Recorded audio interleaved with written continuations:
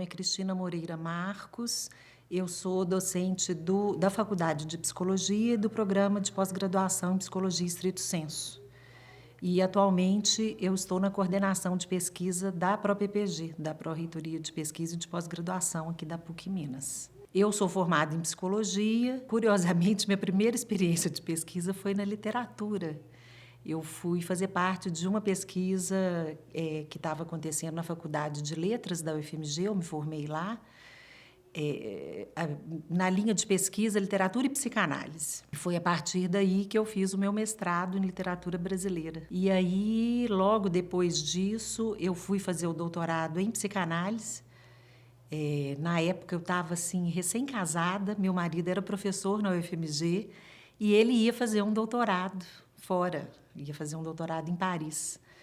E aí eu concluí minha dissertação assim, em tempo recorde para poder ir junto e fiz o meu doutorado lá, já em psicanálise. Eu fiquei grávida do meu primeiro filho no meu último ano de tese, né? Então, quando nós voltamos para o Brasil, eu ainda estava escrevendo minha tese, não tinha concluído.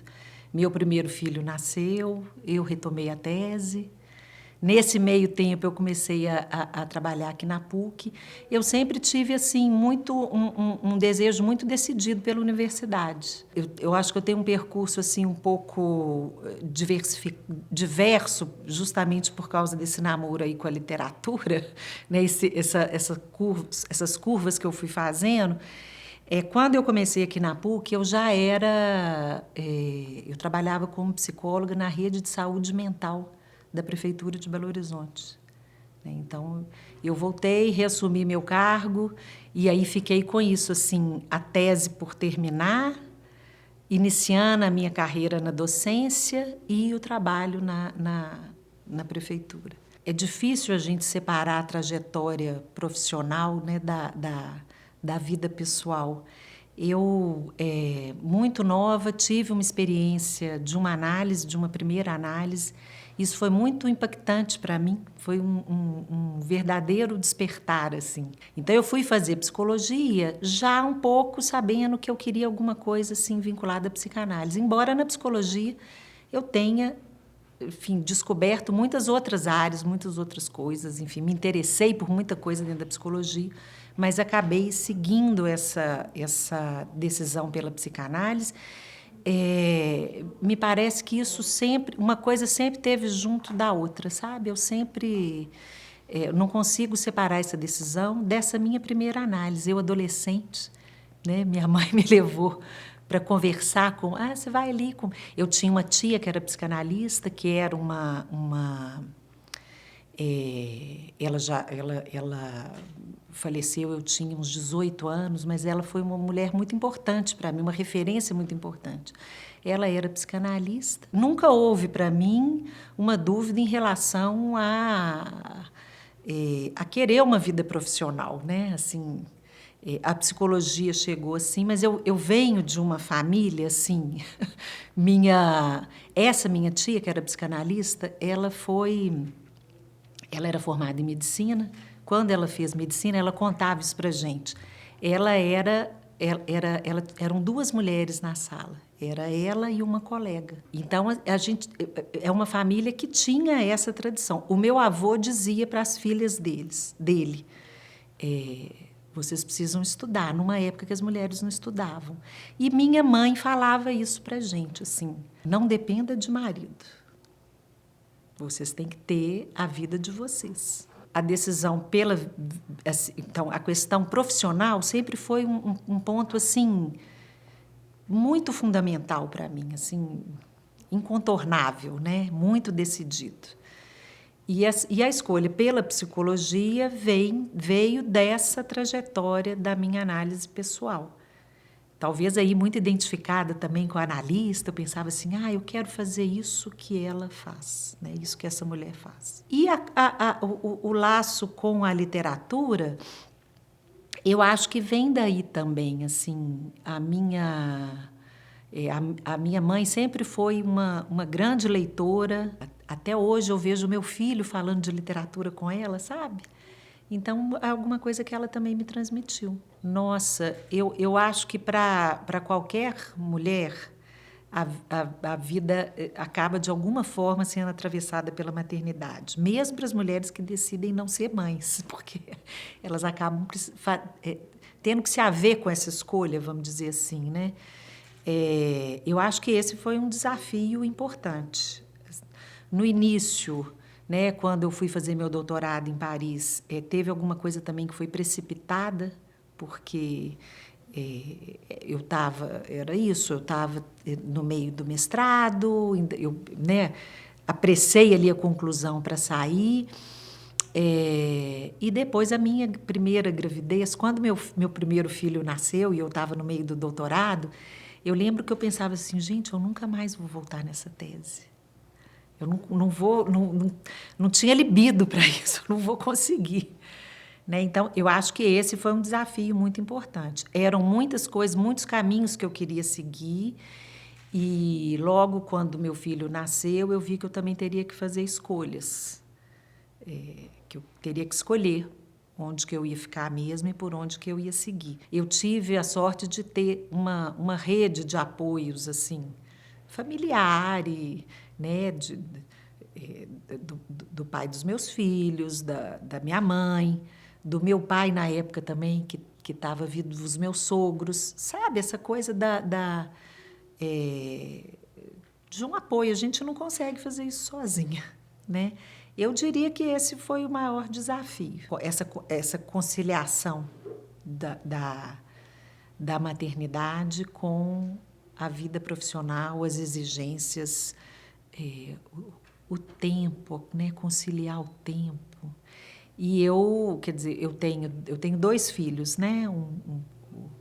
O meu filho mais velho hoje está com 21 anos e eu tenho um outro de 15 anos. 5 anos depois eu engravidei de novo. Aí eu já tinha defendido a tese.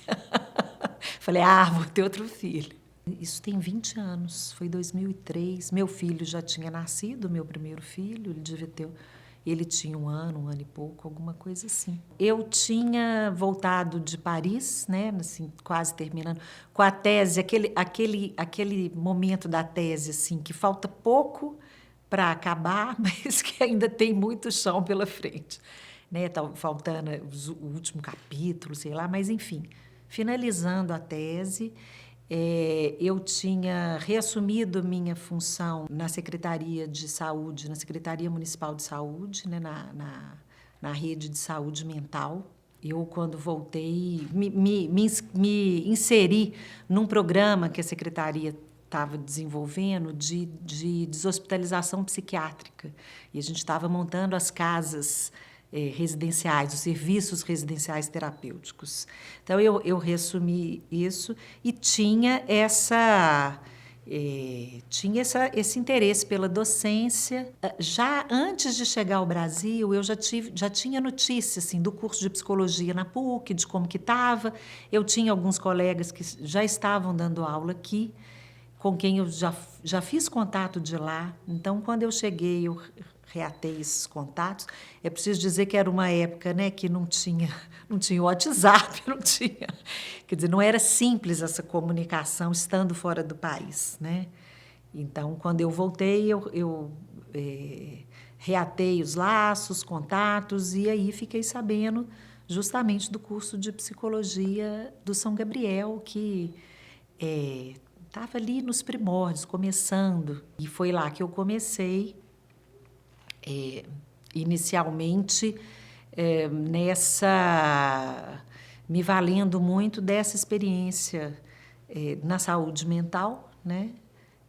E do meu doutorado. Eu concluí meu doutorado, então, já sendo professora da PUC. E eu pude me beneficiar do programa do PDSE aqui na PUC para concluir, porque aí eu não conseguia terminar essa tese, porque trabalhando com filho pequeno, querendo me inserir na universidade, né, assim, estar mais na universidade do que eu já estava. Então, eu pude me beneficiar nessa época já desse programa, né, de redução da carga horária para se dedicar à tese. O programa de pós-graduação foi, e, se não me engano, em 2009. Também era uma coisa que eu já tinha assim no meu horizonte, o programa, quando a primeira turma começou, né, da apresentação do curso. O programa começou inicialmente somente com o curso de mestrado, depois que o curso de doutorado foi criado. Então, eu me lembro dessa criação. Eu sempre busquei manter assim, alguma relação com o programa, os colegas do programa, e mantinha minhas atividades de pesquisa, né? Mesmo depois que eu concluí o doutorado, eu continuei com outras propostas de pesquisa. Então, apresentei minha candidatura na primeira oportunidade, né? Eu acho que, se não me engano, foi isso, assim, 2009, mais ou menos. Eu já tinha alguns anos que eu estava na PUC, né? Então, apresentei minha candidatura para estar na pós-graduação, entendendo que ali eu teria mais condições para desenvolver as pesquisas, justamente, né? E aí comecei com as orientações, o curso de doutorado foi criado posteriormente, né? E aí eu, enfim, segui minha trajetória. Em 2020, eu assumi a coordenação da pós-graduação, né, do programa de pós-graduação, que também posso dizer que foi o desafio, do ponto de... talvez, na minha experiência aqui na PUC, tenha sido o maior desafio que eu assumi, porque eu assumi em 2020, em fevereiro, né, e fui nomeada em fevereiro. Em março, nós entramos naquele regime remoto com a pandemia. Então, foi um período muito, muito difícil, muito desafiador. Eu fiquei 3 anos, então, à frente da coordenação do programa.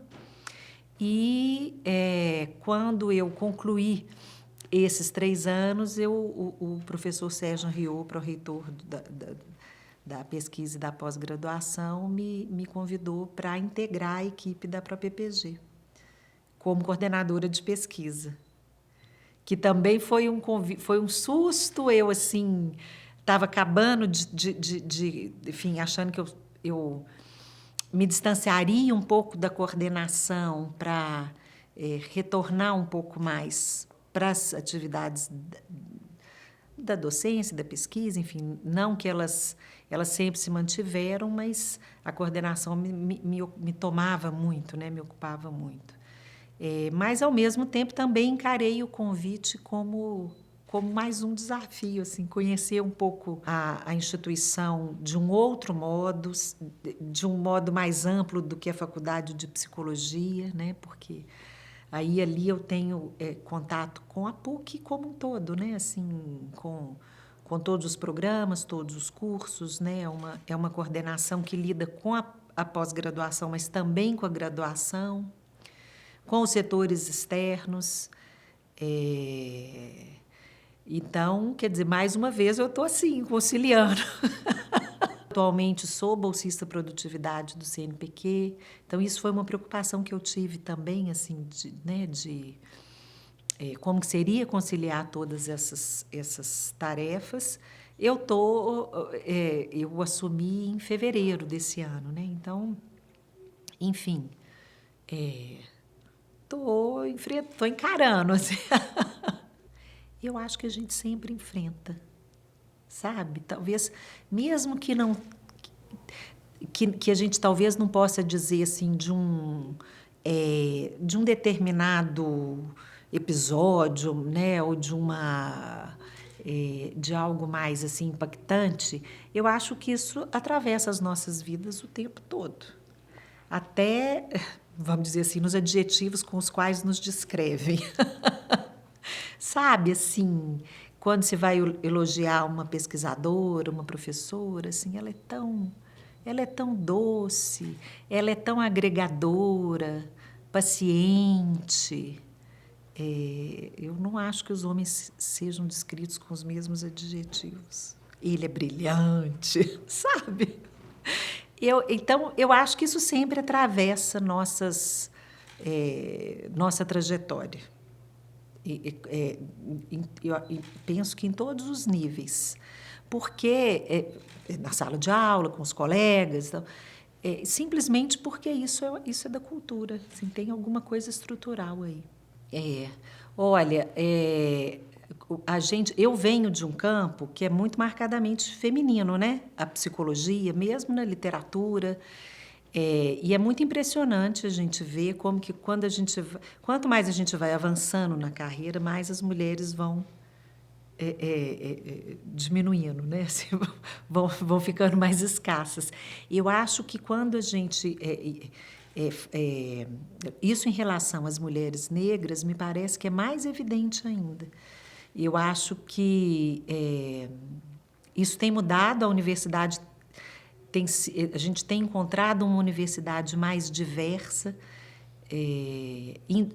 Nos diversos campi, eu acho que isso se apresenta de maneiras diferentes também. Mas eu fico achando também que isso não se faz sozinho, isso não se faz sem políticas públicas. Acho que a gente precisa de políticas públicas para ter uma universidade mais diversa, para ter mulheres negras, não só na pesquisa, mas também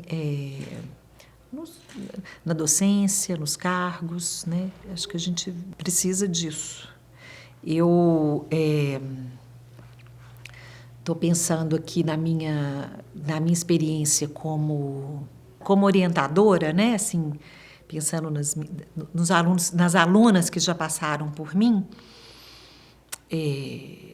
na iniciação científica, no mestrado, no doutorado, eu acho que a maioria foi branca. Tive orientandas no mestrado, né? Orientandas negras, na iniciação científica também, mas assim, pontual, tá vendo? A gente conta nos dedos. Eu acho que sim, porque acho que tem alguma coisa da nossa vida, da nossa trajetória, que a gente passa para a pesquisa que a gente faz, né? Acho até eu, quando contando aqui meu percurso para você, eu fiquei pensando como que a gente faz 500 mil coisas ao mesmo tempo. Eu diria que sim, mas eu não vou saber te dizer onde que está essa diferença. Olha, eu te falei dessa minha tia, que era uma psicanalista, que eu acho que foi muito por ela, né, pela influência dela, que minha mãe me levou a primeira vez para falar com uma psicanalista, né, que me despertou para a psicanálise.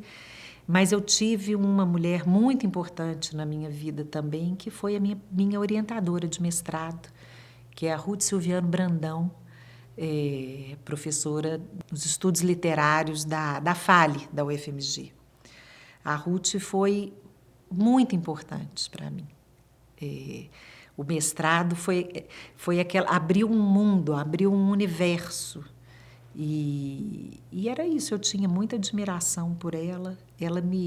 Eu acho que com ela eu aprendi a ler, a escrever. Engraçado falar isso, né? No mestrado. Aprender a ler e escrever no mestrado, né? Ela foi uma influência muito importante. Me apresentou um mundo.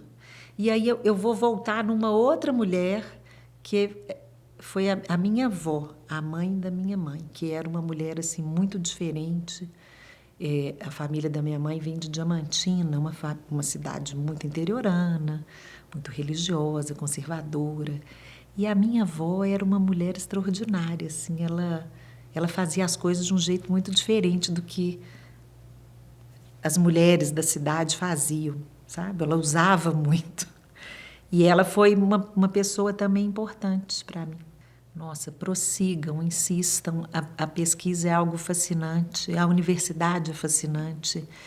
E a gente precisa dessa diversidade, né? A gente precisa... Quando eu me lembro, né, da minha primeira orientadora, eu acho que foi importante ser uma mulher, né?